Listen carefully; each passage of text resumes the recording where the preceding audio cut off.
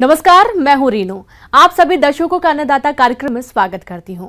हमारे देश का किसान जन का पोषक है, वह श्रम का देवता है, अन्नदाता है। उसमें ही भारत की आत्मा निवास करती है। ऐसे ही किसानों की प्रगति के लिए हम खेती बाड़ी से जुड़ी हुई बहुत सी नई लाभकारी जानकारियां हर रोज सुबह लेकर आते हैं। तो चलिए कार्यक्रम शुरू करने से पहले देखते हैं आज क्या है अन्नदाता में। शिमला मिर्च की खेती से कमाएं अच्छा मुनाफा। एसी यूनिट में बटन मशरूम से ले रहे हैं लाखों की आय।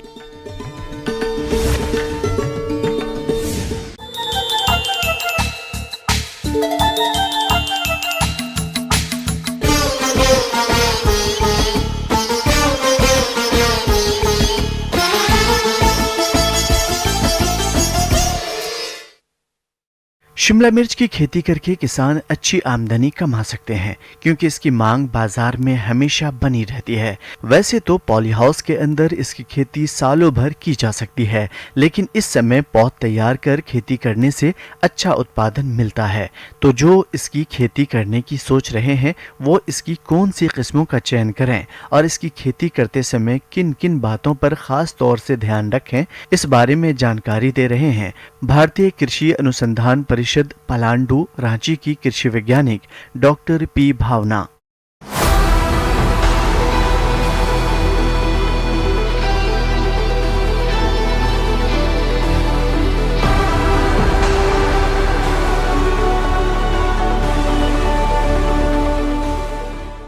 शिमला मिर्च ऐसे सब्जी का खेत है कि ये बाहर से आया है। ये जो सब्जी है बाहर से आया है, इंडिया में ओरिजिन नहीं हुआ है। फिर भी हम लोग इतना इसको हमारे डाइट में, हर तरह के डाइट में, जैसे चाउमीन हो गया है या प्रोसेस्ड फूड हो गया, सब तरीका में हमारा जो इंडियन का क्यूसिन है उसमें भी हम लोग शिमला मिर्च डालना शुरू कर दिए हैं। तो इसका डिमांड बहुत है, सालों भर रहता है। तो सालों भर डिमांड के लिए हम लोग कैसे करना है, प्रोटेक्टेड कल्टीवेशन एक विधि है। हम लोग उससे कंटिन्यूस पूरा सालों भर सप्लाई कर सकते हैं और बाहर ओपन फील्ड में रेनी सीजन में और हम लोग कर सकते हैं। किसान भाइयों, ये नर्म आर्द्र जलवायु की फसल है। जिन क्षेत्रों में शीत ऋतु में तापमान 10 डिग्री सेल्सियस से अक्सर नीचे नहीं जाता और ठंड का प्रभाव बहुत कम दिनों के लिए रहता है, वहाँ वर्ष भर फसल ली जा सकती है। इसकी अच्छी वृद्धि और विकास के लिए 21 से 25 डिग्री सेल्सियस तापक्रम उपयुक्त रहता है। पाला इसके लिए हानिकारक होता है और ठंडे मौसम में इसके फूल कम लगते हैं। फल छोटे, कड़े और टेढ़े मेढ़े आकार के हो जाते हैं, इसलिए जलवायु को देखते हुए इसकी खेती करें। तो इसके लिए अभी हम लोग खेत के लिए तैयारी करना अभी उचित है, क्योंकि अभी तुरंत तो नहीं लगा सकते हैं। हम हमारे सीडलिंग तैयार कर सकते हैं, इस टाइम में हम हमारा खेत को तैयार कर सकते हैं। और हम लोग अगर जब खेती करेंगे, इसके लिए हम लोग बीज के लिए बुआई और रोपाई जो है हम सजेस्ट करेंगे। प्रोट्रे में ही इसका बीज डालेंगे और जैसे मैंने बोला है कोकोपीट और वर्मी कंपोस्ट 1:1 रेशियो में डालेंगे। और इसकी खेती के लिए अच्छे जल निकासी वाली चिकनी दोमट मिट्टी, जिसका पीएच मान 6 से 6.5 हो, सर्वोत्तम मानी जाती है। इसके पौधा रोपण के लिए मुख्य खेत को अच्छी तरह से 5 से 6 बार जुताई करके गोबर की खाद या कंपोस्ट अंतिम जुताई के पूर्व खेत में अच्छी तरह से मिला दें। तो इसके लिए जो कंपोस्ट जो है, जो अच्छा सड़ा हुआ जो गोबर खाद जो बोलते हैं, उसको आपको डालना है। लगभग 20 टन प्रति हेक्टेयर में डालेंगे। और इसके साथ एग्रीकल्चर लाइम जो है तो उसको भी हम लोग 5 क्विंटल प्रति हेक्टेयर डालना है। और ये सब डाल के आपको जो कल्टीवेशन जो है, जो खुदाई जो बोलते हैं, उसको आपको अच्छे तरह से 2-3 बार मिलाना है। उसके बाद बेड प्रिपेयर करेंगे, वो भी राइज्ड बेड ही कीजिएगा। अगर पॉली हाउस में भी कर रहे हैं तो राइज्ड बेड ही कीजिए। जो खाद का बात आ रहा है, जो फर्टिलाइज़र जो डालना है, जो नाइट्रोजन और फॉस्फोरस, जो पोटैश है, बेसल डोज जो है आपको 20, 25 और 20 का रेशियो में डालना है। और बाद में आपको नत्रजनी 2 बार डालना होगा, फ्लेवरिंग के टाइम में और बीच में और एक बार 1 महीना के बाद डालना है। तो ये 3 स्प्लिट डोज में डालना है नाइट्रोजन जब भी डालेंगे। तो इसके लिए अभी ये जो मौसम है बहुत बेस्ट सीज़न है, क्योंकि हमारा जो सूर्य रश्मि है इसी को हम लोग इस्तेमाल करेंगे। हमारा जो प्रोटेक्टेड कल्टीवेशन का जो बेड है वो सबको पूरा अच्छा तरह से मिट्टी को मिला लेंगे और उसके ऊपर जो ट्रांसपेरेंट पॉलीथीन शीट होता है उसको हम लोग धकेलेंगे, चारों ओर से मिट्टी से धकेल के छोड़ देंगे 15-20 दिन। उसमें क्या होता है, बाहर का जो सूर्य रश्मि है ये पॉलीथीन अंदर अपना तापमान बढ़ा लेता है और अंदर का जितना फफूंद है, स्पोर्स है, बैक्टीरिया है, नेमेटोड है, प्यूपे है, ये सब मर जाता है क्योंकि टेम्परेचर बहुत हाई हो जाता है। नेचुरल वे में आप अपना सॉइल को स्टेरलाइज कर रहे हैं तो हमारा जो मिट्टी है फिर से हमारा नया मिट्टी बन जाता है। इससे हमारा पौधा भी ग्रोथ अच्छा आता है और हमारा उपज भी बढ़ता है। इसके बाद इसकी रोपाई के लिए भूमि की सतह से ऊपर उठी और समतल क्यारियां बनाएं। अगर ड्रिप और मल्चिंग के माध्यम से पौधों की रोपाई करनी है तो ड्रिप लाइन क्यारियों पर बिछाएं। बाद में प्लास्टिक मल्च बिछा दें। एक क्यारी पर पौधों की सामान्यतः 2 कतार लगाते हैं, इसलिए उसी के अनुसार मल्च में छेद बनाएं। शिमला मिर्च में अगर देखेंगे तो शिमला मिर्च में ज़्यादा डिमांड रहता है कलर्ड वाला माने रंगीन वाला। इसमें 2 तरह का कलर है, एक है पीला कलर है, एक है लाल कलर है। पीला कलर कुछ लोग प्रिफर करते हैं मार्केट में और लाल कलर और ग्रीन में भी चलता है। जैसे इसका बोलते हैं जो ग्रीन में तो लगभग 40 रुपीज़ है मार्केट रेट, मगर पीला कलर या लाल कलर लेंगे तो एग्जैक्टली डबल हो जाता है क्योंकि होटल ये सब में तो यूज़ होता है। तो अगर कर रहे हैं तो कलर वाला कर रहे हैं तो आप प्रोटेक्टेड कल्टीवेशन में ही कीजिए, माने संरक्षित खेती में ही कीजिए।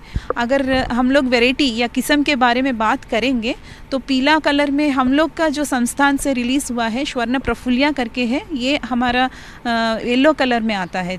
जैसे पकने के लिए छोड़ देते हैं तो येलो कलर में आता है। इसका लगभग आपको उपज भी बहुत अच्छा आता है, लगभग 40 टन तक आता है। बीज का भी ट्रीटमेंट करेंगे बैविस्टिन और ट्राइकोडर्मा विरिडे से, डैम्पिंग ऑफ से बचा देगा हमारा जो सीड को और सीडलिंग को। और हमारा जो बीज है तैयार हो जाएगा रोपाई के लिए, आपको लगभग 20 और 25 दिन में तैयार हो जाएगा। इसका जो सीड रेट है लगभग 250 ग्राम से 300 ग्राम प्रति हेक्टेयर आप डाल सकते हैं। रोपण और दूरी सामान्यतः 10 से 15 सेंटीमीटर लंबा 4 से 5 पत्तियों वाला पौधा जो कि लगभग 45 से 50 दिनों में तैयार हो जाता है। पौधा रोपण के 1 दिन पूर्व क्यारियों में सिंचाई कर देना चाहिए ताकि पौधा आसानी से निकाला जा सके। रोपाई के पूर्व पौध की जड़ को बाविस्टिन 1 ग्राम प्रति लीटर पानी के घोल में आधा घंटा डुबा कर रखना चाहिए। इसके बाद पौधे की रोपाई करनी चाहिए। और एक है शिमला मिर्च में ध्यान देना है, जो ट्रांसप्लांटिंग करते हैं वो जिगजैग वे में आपको ट्रांसप्लांट करना है क्योंकि वो ड्रिप का लाइन जो जाता है स्पेसिंग वो ड्रिप पर जो रहता है उसको हम लोग जिगजैग वे में अगर ट्रांसप्लांटिंग करेंगे उसमें तो हमारा प्लांट का डेंसिटी भी हम लोग नॉर्मल वे में माने ज़्यादा भी नहीं होगा कम भी नहीं होगा, हम पानी का भी ज़्यादा से ज़्यादा फ़ायदा ले सकते हैं। ये चीज़ आपको ध्यान रखना है। किसान भाइयों, अब लेते हैं एक छोटा सा ब्रेक, जल्द लौटेंगे।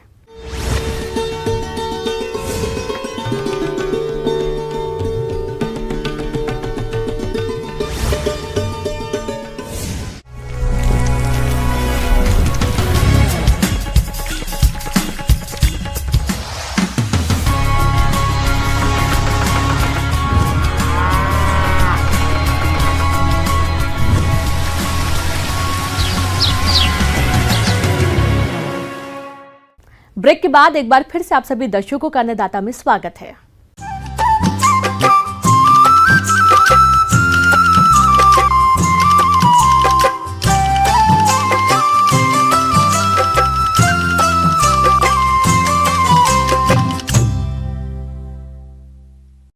मशरूम आज अपने आहार में बहुत से लोग शामिल करने लगे हैं। ये हेल्थ के लिए तो अच्छा है ही, स्वाद में भी भरपूर होता है। ऐसे में मशरूम की काफ़ी मांग है और इसी मांग के चलते हमारे किसानों को अच्छा मुनाफा हो रहा है। आज आपको मिलवाते हैं मधुबनी बिहार के सुखराम चौरसिया से, जो एयर कंडीशन यूनिट में बटन मशरूम ले रहे हैं और लाखों की आय कमा रहे हैं।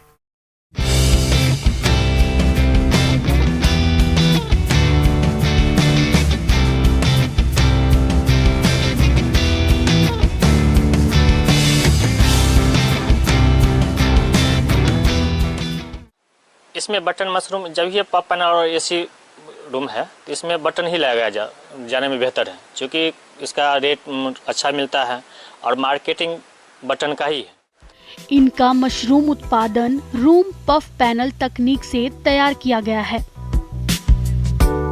यह तकनीक आजकल काफी प्रचलित हो रही है। यह सस्ती भी है और यह स्ट्रक्चर जल्द ही तैयार हो जाता है।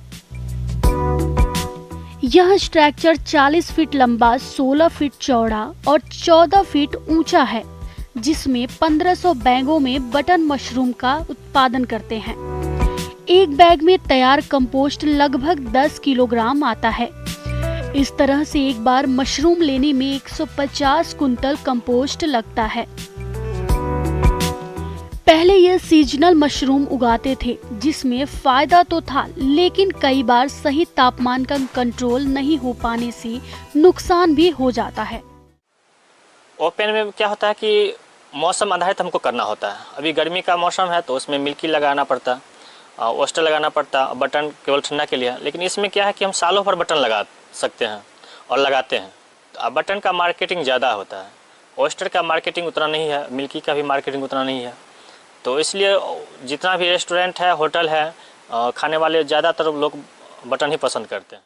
बटन मशरूम की मांग बहुत है, इसलिए मार्केटिंग में बहुत समस्या नहीं आती है। इसलिए इन्होंने high tech AC button mushroom farm लगाया है, जहां ये वर्ष भर बटन मशरूम उगाकर अधिक मुनाफा कमा रहे हैं।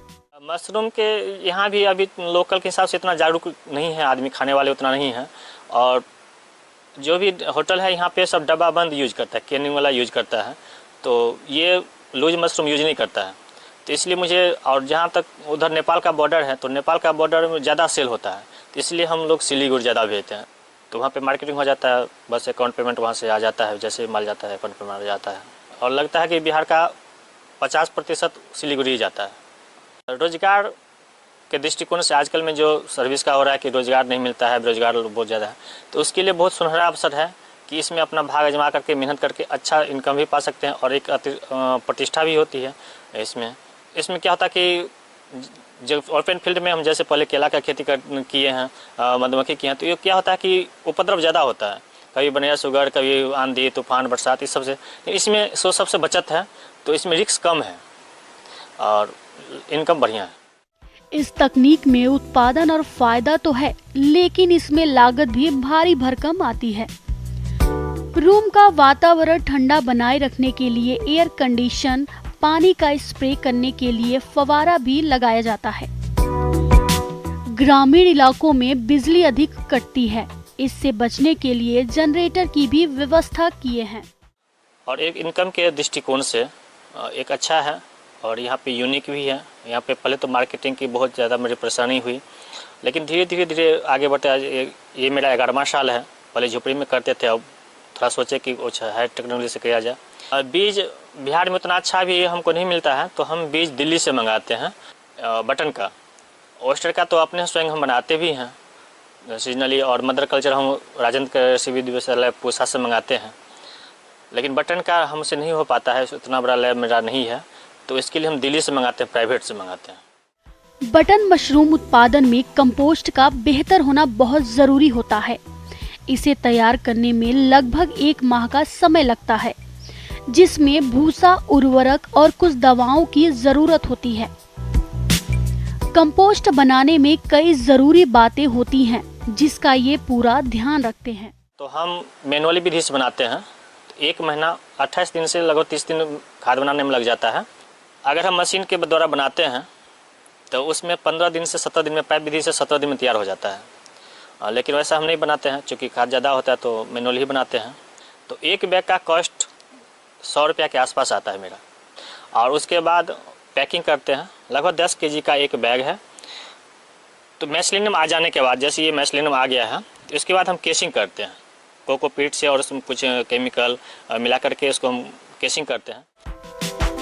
इस मशरूम के उत्पादन में केसिन करना एक बहुत जरूरी काम होता है। केसिन पहले से ही तैयार करके रखा जाता है और इसका प्रयोग कंपोस्ट में बिजाई के 12 से 15 दिन बाद जब हल्का फफूंद दिखने लगता है तब करते हैं। और केसिंग करने के बाद लगभग 20 दिन के बाद इसमें पीनीट आना, फ्लोटिंग आना शुरू हो जाता है, और लगभग ये 60 दिनों तक फ्लोटिंग आता है ऐसे। और उसके बाद फिर इसको खेत में डाल देते हैं, तो उसमें कंपोस्ट बनाकर खेत में भी बहुत अच्छा काम करता है। और फिर इसके बाद नया फसल लगाते हैं। तो ये सालों भर खेती होता है, पहले जैसा अब नहीं रहा, अब इसमें सालों भर खेती होता है। और जैसे पानी का मैनुअल हम दे रहे थे, तो इसमें लेबर कॉस्ट ज़्यादा आ रहा था, तो इसमें हम माइक्रो स्प्रिंकलर लगा रहे हैं। ताकि उसमें भी थोड़ा कॉस्ट को हम शॉर्ट करें इसको, और जब मुनाफा ज़्यादा हो। और 2 kg मैंने मशरूम अच्छा रहता है तो 2 kg एक बैग से निकल जाता है एवरेज।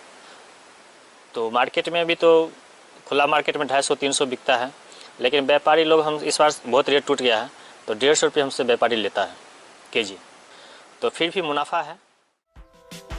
फिलहाल इनके पास 1350 बैग हैं और एक बैग से 2 किलोग्राम मशरूम मिलता है। कुल बैगों से इनका कुल उत्पादन लगभग 27 कुंतल तक होता है, जो कि 150 रुपए प्रति किलोग्राम के हिसाब से बेचते हैं, जिससे एक लाट से कुल आमदनी लगभग 4,05,000 रुपए तक होती है।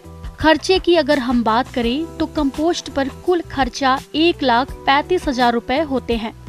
इसके अलावा पानी, फसल की देखरेख, बिजली बिल, बाजार भेजने और अन्य खर्चे लगभग 65,000 रुपए तक हो जाते हैं।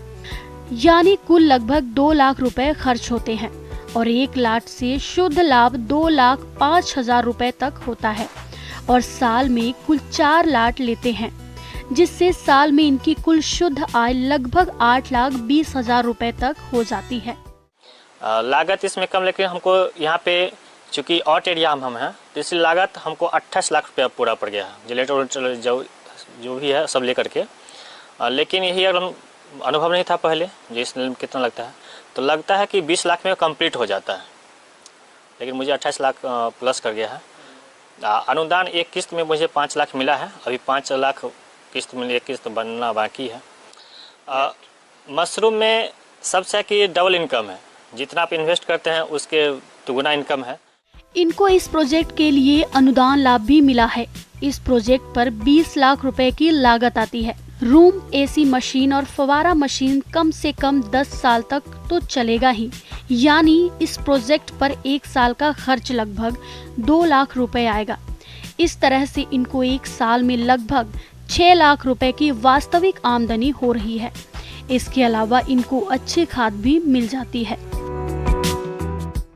आगे और भी हैं खेती बाड़ी से जुड़ी बहुत सी रोचक जानकारियां। यहाँ रुकेंगे एक और छोटे से ब्रेक के लिए।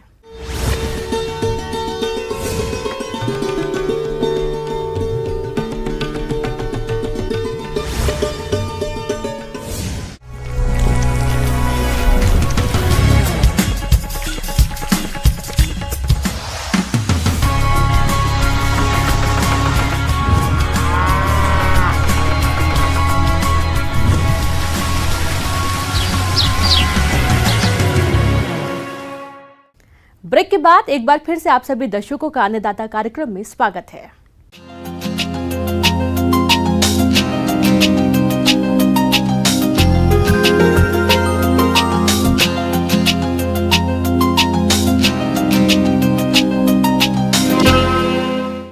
अपने प्रदेश में अमरूद की बागबानी काफी किसान भाई करते हैं और जिन बागबान भाइयों ने इसके बाग लगाए हैं वो इनसे अच्छा लाभ भी ले सकते हैं जब वो बाग की देखरेख उचित तरीके से करें। अगर आप अपने अमरूद के बाग से मिर्ग बहार लेना चाहते हैं तो इस समय कौन कौन से कार्यों को करें, इस बारे में जानकारी दे रहे हैं कृषि वैज्ञानिक डॉक्टर परवीन सिंह गुर्जा।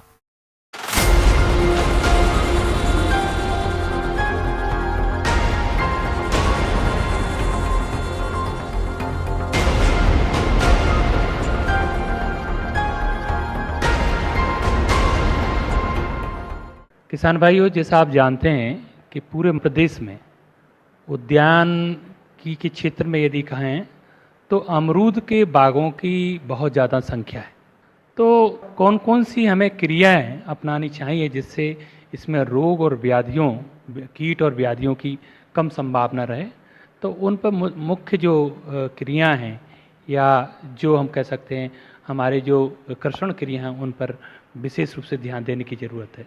कुछ किसानों ने निश्चित रूप से ट्रेनिंग कर ली होगी, उसका काट छाट कर ली होगी, लेकिन हमारा ये है कि जिन लोगों ने नहीं किए तो वो किसान भाई जिनके आपको यदि फल बाग में यदि आपको सूखी टहनियाँ दिखाई देती हैं तो उनको काट दें, और विशेष रूप से जो टहनियाँ एक दूसरे के ऊपर चढ़ रही हैं जहाँ पर ज़्यादा घनी हैं उनको हटा दें, जिससे कि सूर्य का प्रकाश अच्छी तरह से प्रत्येक भाग में पहुंच सके। कुछ हमारे किसानों ने निश्चित रूप से नए उद्यान लगाए होंगे, तो उस पर पानी की भी आवश्यकता समय समय पर पड़ती है, तो आप निश्चित रूप से सिंचाई करते रहें।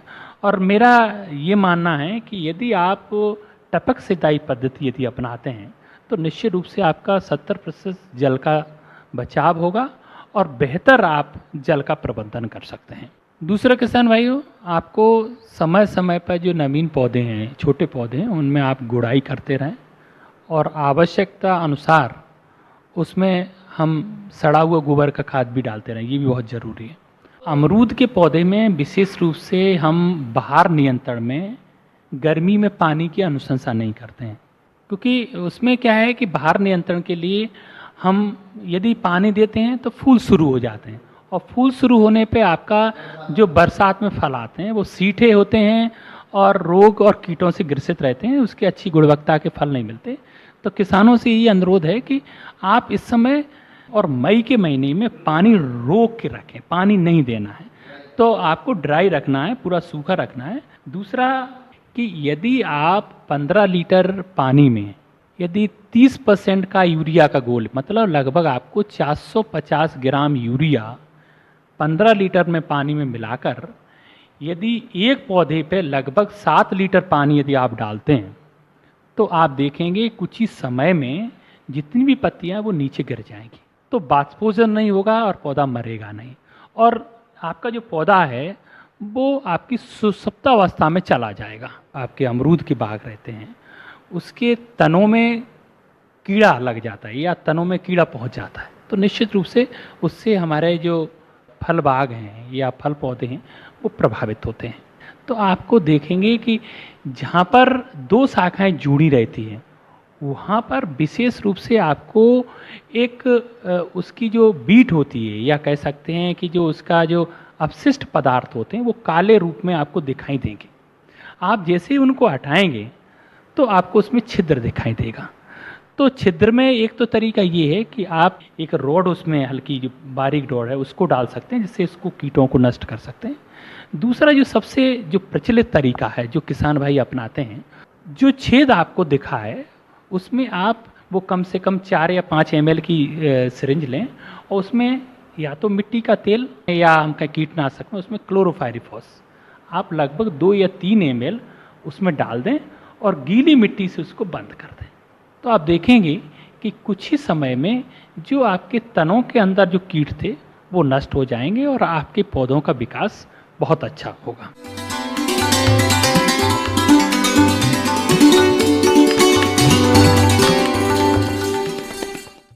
आइए जानते हैं अन्नदाता निःशुल्क फोन के माध्यम से पूछे गए समस्याओं का समाधान। अन्नदाता निःशुल्क फोन संपर्क सेवा के माध्यम से पूछे गए प्रश्नों में से आज हमने जिस प्रश्न को कार्यक्रम में शामिल किया है उसे पूछा है ग्राम लखनपुर, जिला जमुई के कृषक किशन लाल ने। यह पशुओं में कृत्रिम गर्भाधान के बारे में संपूर्ण जानकारी चाहते हैं। तो किशन लाल जी, आपकी जानकारी के लिए प्रस्तुत है कार्यक्रम का ये अंश। कृत्रिम गर्भाधान, जैसा कि नाम से यह स्पष्ट है कि ये प्राकृतिक रूप से नहीं होता है। गायों को उनके हीट का जो साइकिल है, 21 दिन पे गाय हीट में आती है और उस समय हमारे जो कृत्रिम गर्भाधान कर्मी हैं वो उनको गर्भाधान कराते हैं, उनमें सीमेन रखते हैं कृत्रिम रूप से। पशुओं में कृत्रिम गर्भाधान एक ऐसी कला है जिसमें सांड से वीर्य लेकर उसको विभिन्न क्रियाओं के माध्यम से संचित किया जाता है। यह संचित किया हुआ वीर्य तरल नाइट्रोजन में कई वर्षों तक सुरक्षित रखा जा सकता है। इस संचित किए हुए वीर्य को मादा के गर्भाशय में रखने से मादा पशु का गर्भाधान किया जाता है। गर्भाधान की इस क्रिया को कृत्रिम गर्भाधान कहा जाता है। तो इसके बहुत से फायदे हैं। सबसे इम्पोर्टेंट फ़ायदा है कि जो ग्रामीण क्षेत्रों में लोकल ब्रीड है और जो कम दूध देने वाली गायें हैं उनका हम लोग जो है अपग्रेडेशन एक तरह से करते हैं। उनसे जो है कि अगर हम लोग नॉर्मली लोकल सांड से उनका जो है कि गर्भाधान करवाते हैं तो लोकल ब्रीड होता है जो कि कम दूध देने वाला सांड का ब्रीड है। तो अगर हम कृत्रिम गर्भाधान कराते हैं तो जो सीमेन हम लोग देते हैं वो अच्छे नस्ल के बुल का, अच्छे नस्ल के सांड का होता है। तो सबसे पहला फ़ायदा है कि हमारी जो बछिया होगी वो अपग्रेडेड होगी। दूसरा फायदा है कि जो सार होता है वो क्या होता है कि बहुत से डिफरेंट गाय से उसका संपर्क होता है और हम लोग को पता नहीं है कि इस क्रम में वो किसी बीमार गाय से, जिस गाय को मादा प्रजनन सिस्टम का रोग है, उससे अगर उस सार का संपर्क हो गया है तो वो एक सार उस बीमारी को अनेक गाय में फैला सकता है। कृत्रिम गर्भाधान कर्मी जो भी सामान उपयोग करते हैं वो डिस्पोजेबल होता है, वो एक बार उपयोग करके वो नष्ट कर देते हैं, इसलिए किसी तरह के बीमारी का प्रसार रुक जाता है। गायों में जब वो हीट में आती है तो उसके 16 घंटा के बाद हम लोग चाहते हैं कि गर्भाधान कराया जाए, उसको सीमेन दिलवाया जाए। सपोज हम गांव में हैं और उस समय हम सार को खोज रहे हैं और सार मिल नहीं रही है तो हमारा वो हीट हम मिस कर सकते हैं। लेकिन अगर हमने कृत्रिम गर्भाधान कर्मी को पहले से कर रखा है तो वो सही समय पे सीमेन देके हमको जो है कि वो हमारा गर्भाधान करवा सकता है।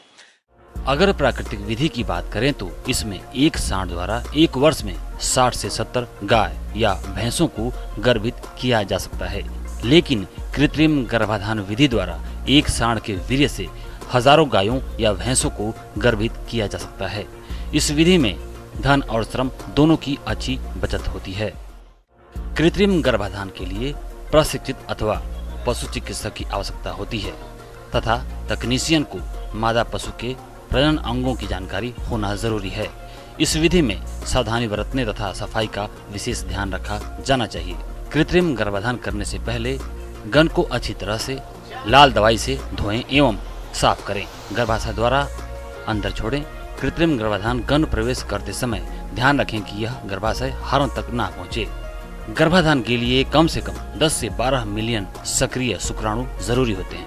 सभी पशुपालक कृत्रिम गर्भाधान संबंधित रिकॉर्ड रखें। तो कृत्रिम गर्भाधान अगर हम सेक्स सॉर्टेड सीमेन से करवाते हैं तो जो है कि हम लोग बाछी का परसेंटेज प्राप्त करने का संभावना ज्यादा होता है। किसान भाइयों, कृषि संबंधित समस्या और सुझावों के लिए आप हमें इस पते पर संपर्क कर सकते हैं। प्रोड्यूसर अन्नदाता news 18 Bihar Jharkhand, Ramoji film city Hyderabad 501512। साथ ही आप हमें ईमेल भी कर सकते हैं। हमारा ईमेल है p18annadatabihar@nw18.com। इसके अतिरिक्त आप हमें निःशुल्क हेल्पलाइन नंबर 1800889216 पर सोमवार से शनिवार सुबह 10 बजे से शाम 4 बजे के बीच संपर्क कर सकते हैं। अब समय हो रहा है आपसे विदा लेने का। कल फिर मुलाकात होगी कृषि से जुड़ी महत्वपूर्ण जानकारियों के साथ। नमस्कार।